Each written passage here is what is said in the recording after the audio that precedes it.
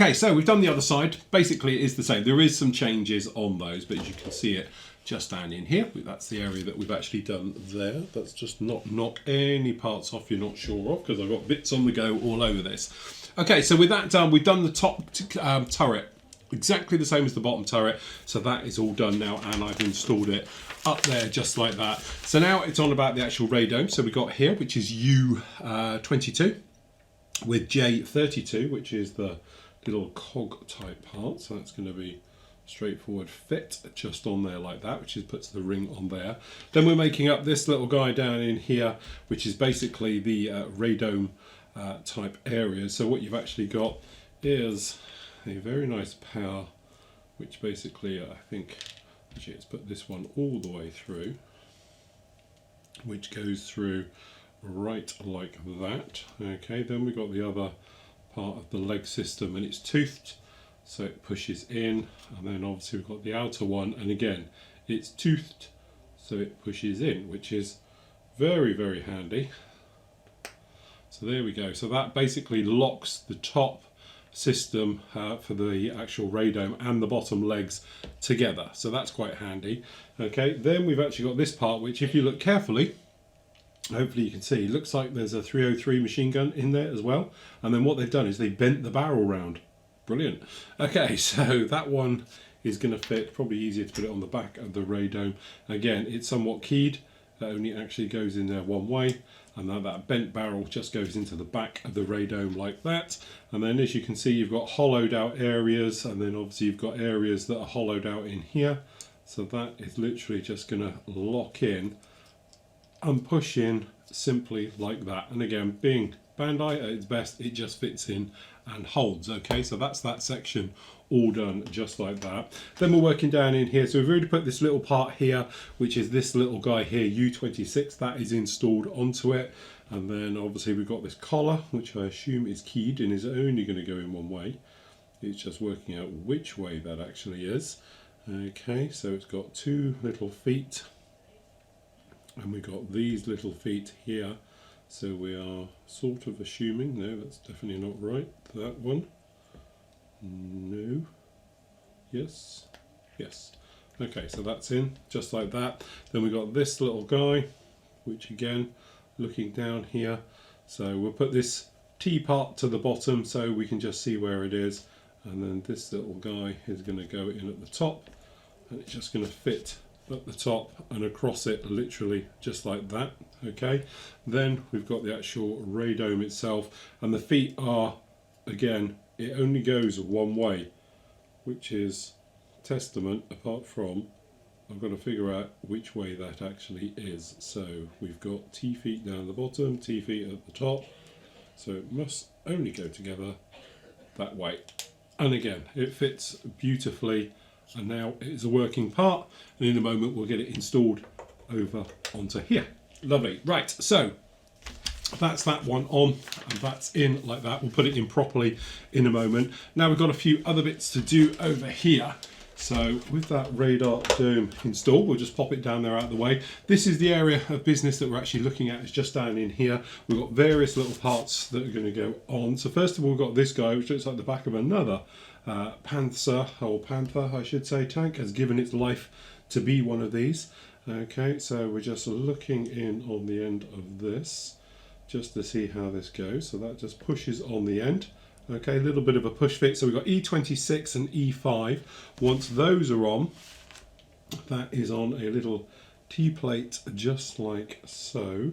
So we're just making sure we have got it all the right way, but it looks like it's somewhat going to be a push fit into there. So that completes that hosing and that system, and it literally just sits in here. Then we've got this one here, which is I16 with the two little feet. That's going to go over the top of it. And then we've got the bottom part of it, which is going to push then down into that section just down underneath there. Then we've got E31, which is this little part here, which is going to fit on the top. And that adds a nice little bit of detail just there. So that's covering up all of that one there. Then we've got I10, which again is this little guy just in here. And that's just going to push in, and then the pipe works just go down into the bottom area just like that. So that's pretty straightforward. Okay, then as we're working our way across, we've got some of these ones down in here, and if I do the other one just to show it going together, you can see how it goes, because this is the other side. So this little guy is just going to be a push fit onto the front here like that. Then we got these with the 2 feet at the bottom, they just push in at the top, and you got this little bar is going to fit on the cross member on like so. Okay, so that's all those in, and to be honest, this is the one for this side we've done it. So this little guy, okay, we've got 2 little feet just to make sure that it does go in and we're all happy. And what it's going to do, it's going to lock the top to the bottom. So I have got the wrong one. Are they specific to each side? It may be. No, that's definitely the wrong side, because they are slightly slanted one to the other. There it is. Okay, so that one fits on there, and to be honest, the other one is just going to fit onto the other side. Okay, so once that one's in, you've got another one, and it's going to go on the other side as well. Again, just making sure it's all pushed down nice and snug as it makes its way in. So that's that one on there, and we've already put these parts in the top. Okay, that's the other one going in the other section just down on there. Okay, and then what we've got really is a myriad of pipework going to be going in the top, which is explained on here. So what I'm going to do is just whip ahead and we'll get all of that pipework put in. There's quite a lot of it to go round, and all of this pipework all at the top, and just add some of the finer details. They're pretty straightforward, it's a lot of long-winded ways, but what we do, we'll come back here at page 48 when we got a lot of that plumbing all in, because we can put in a few parts which are a little bit specific at the top, and then we're going to be working on the stage at the back here, which is this part, which has actually got a little bit of photo etch in there, which we're going to use because it's a little bit better than the grill system and things like that. And that's going to be our back cover plate, which is going to cover the engines and everything else and really bring it together. Okay, so I've been running around really just adding all of the hosing and the various parts onto it. So if I just give you a little bit of a talk through just to get you up to speed of where we're at with this one. So when we left you, we just literally put these guys on, okay, no problem at all. And then what we've done is we've literally just run around and added a lot of the hosing work. So down in here you can see all of these. This is what this lot is all sort of pertaining to. Up here, these are all in, these are the ones all round in here. And to be honest with you, following this is pretty straightforward. I didn't find any problems with any of this. One thing just to remember is this little box here looks like it's got a ejector pin tab on it, which is here. Take note, do not cut it off. There's another one on the other side we'll talk about in a moment. So again, we didn't chop that one off. Okay, working in the top here, up here on this area, again, it was one of those ones, a little bit tricky just working it out, but again, looking at the overhead downward makes sense. So that's with those ones all put in. With this other one, and this one just fits down in here like that. Okay, no problem at all. Then it basically moves around. I remember where we are with all of these ones now. That's right, we move over to here. Okay, so we're moving to this back area, and then down in here we're really working on with these. So we've got J16, which is just this part down here. It looks like there's 2 ejector pins on here. Now I've checked the references, it has them in the real thing. So I think they were originally ejector pins from the original kit. They left the ejector pins in there. Nice touch. Okay, then we got this bar one coming around in here, and the one that goes just down in the top here, this section running down the back, all of these ones. Again, no problem with the way that these all go in, just following them around, and again, just making sure you got them the right way round when they go in. It's not a problem with that one. And then over onto here. Okay, last section we did. This one down in here, I did find there was a tiny little, it was like a tab, so I snipped it off and put it down, and it fitted a lot better. Okay, so no problem with that one at all, with those going down in there. And then it talks about these are different, J23 and 24, which these are on here. They are different ones round the other way. And then literally all we've got to put in here is W22, which to be honest, I haven't put in yet. So let me just check which one that is. 22, if I can find 22 on here even. 23, 22, I've had that one. So it must be the one off of here. Again, it's always worth just popping back just to have a look exactly where It is, and I have to say we're making great progress because we haven't got any. We've got rid of a lot of the sprues around here now because a lot of this piping has now made them redundant. But I've kept them all, and they're all down here just in case. Okay, so this part here, which is W22, it's going to go with the little feet facing downwards, and again, I can get it to sit in, which we can. So that's that tiny little dude just gone in there, okay. Again, this is what this one's talking about. It's got little tabs off of it, things like that, just off the edge. Do not snip them off. They're supposed to be there right the way through. And then that completes that section right the way through. So that basically gets you bang up to date to exactly where we are now. Now it's talking about this rear section, and I'll be honest with you, as you can probably see, we've actually used the photo etch. The reason we've used the photo etch down in here is purely because it's one of those areas where I don't think it's going to be the same. It needs to have a little bit of clearance. Okay, so we're just lining these grills all up again. You'd think they'd have a little tab just so they can't go in wrong, but unfortunately it's not to be. So you've just got to make sure they're down and in. Okay, so we've cut them all off. So last one going in. Okay, so we'll just pop him in. Okay, settle it down. I don't know how well this is going to pin it and hold it into place, because as I say, it might need just a little bit of super glue just to hold these down, or PVA glue, whichever way you want to do it. But with all of those in, and they look like they're all in, that one's not, that one's moved. Okay, you just want to make sure they're flat and they're all in. And then this little guy comes over the top, and we're hoping is going to hold them into position, but by the sound of it, they're not. Okay, so these aren't holding, so what we're going to have to do is we are going to have to glue those in place. But you get the idea from it. You can see that's a lot better, because the other option is to use these, and again, you won't see the grill difference between them. So what we need to do is just come out, either PVA glue them if you want it to be safe, or a tiny little bit of super glue just around those to put these in. I thought this might push down and go flush to it, but actually it doesn't, so it stays on the top side. Although they can't fall out, obviously they do need to be into position and done correctly. But you can see the fans underneath there. What I'm probably going to end up doing is having to paint that underneath that side anyway, probably do it in like a gunmetal colour, and then these will be done silver, because there's going to be lots of streaking and grime coming down. As I say, it can't fall out, but as I say, it's a bit of a shame. But really, that is the section that goes in the back, and then it locks in and it holds, and obviously we've got to do all the detail work on the back here, but some of this is a rinse and repeat, so there's no point showing you. Remember how we did the underside? It's the top side is done exactly the same onto this one. Okay, running down on this one.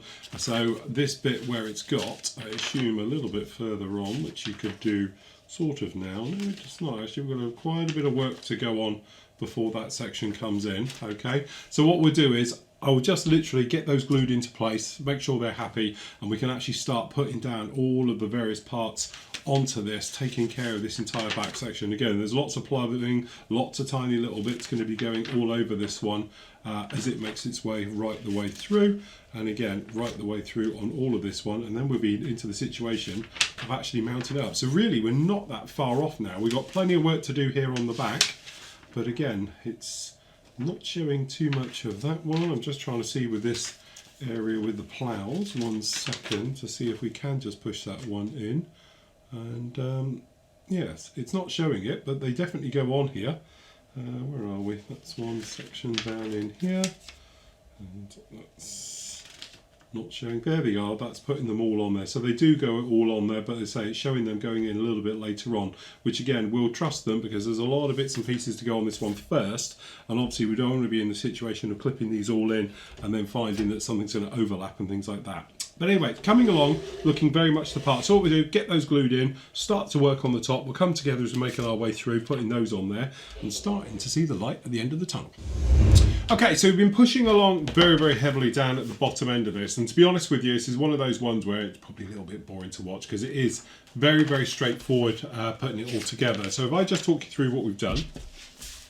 So we've got a few last little bits going on. So we've been working on the bottom plate, as you can see it down in here. All right. So it's adding all the tiny details on the top. And to be honest, there is a hell of a lot of them, to be honest with you. So starting up here, we were obviously replaced with the photo etch on there, and then we've just worked our way down the back end, okay? And then working through these. Now, tip, take your time, check them off as you go through. There is lots of them, and then afterwards I'm looking at it thinking, I've got a few bits left over.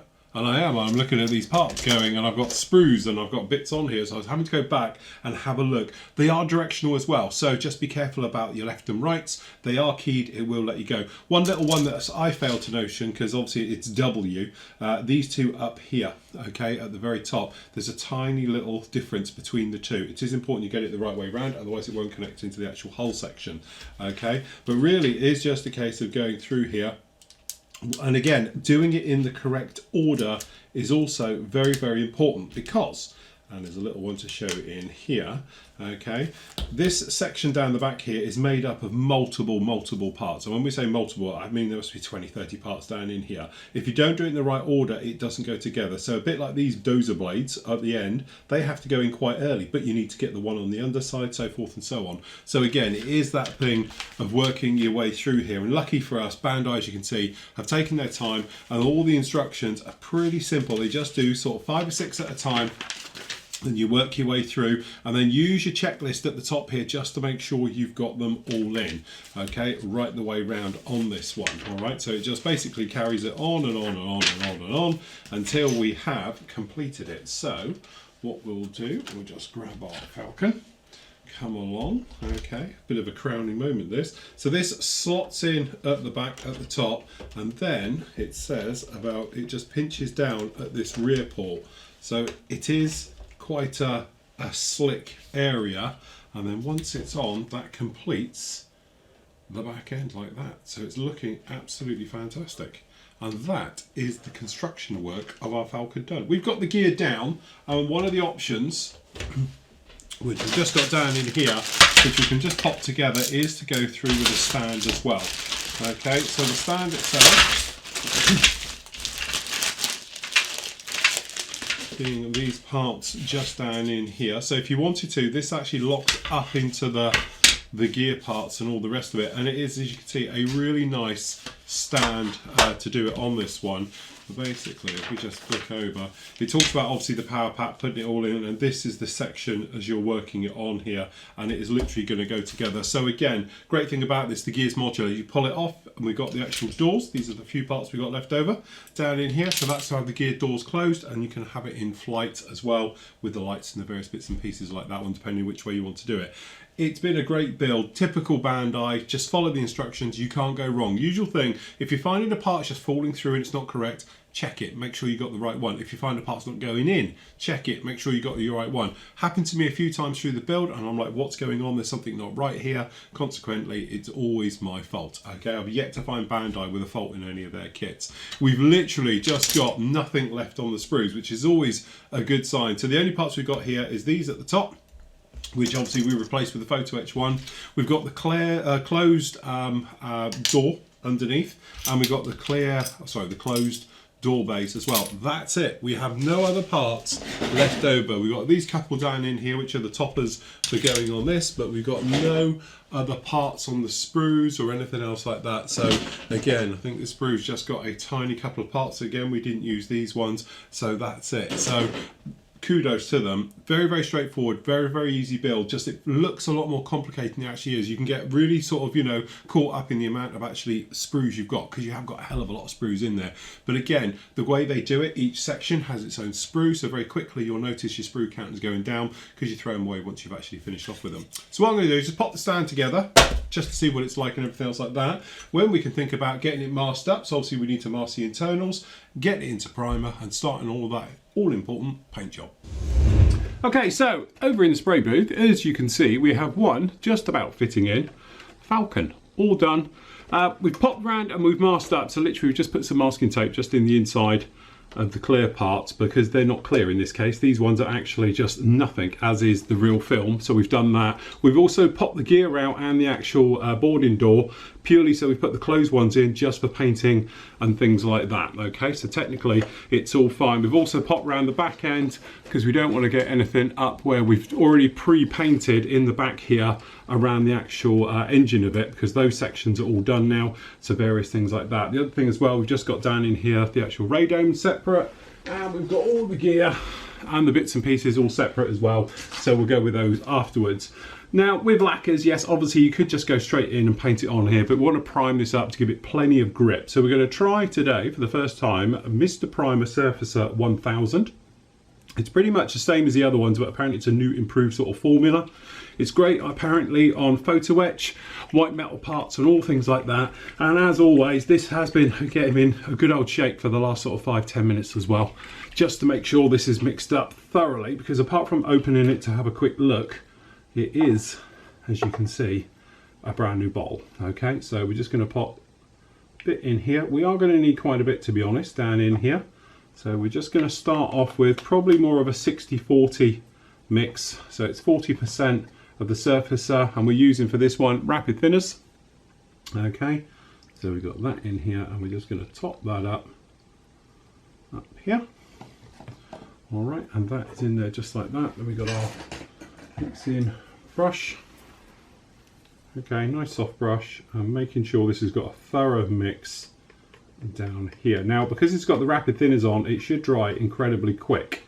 The other thing as well, it will start to thicken up from now as we go on, because it will start evaporating and going through. So we're just going to pop that down in there like that. Okay, now because we are priming and all those things, we are going to be popping on our respirator. So we're just going to pop this on. We're going to get the extractors all going, and I'll speak to you as we make our way through.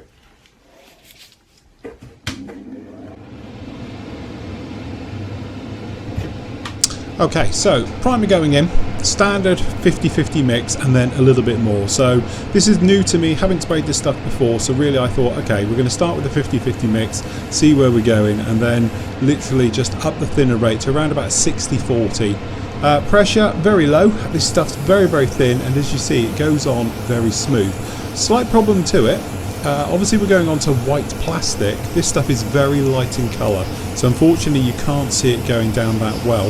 As with all primer coats, it's that standard way that I tend to do it, as in a quick dusty coat right the way over. That just gives it something to grip to.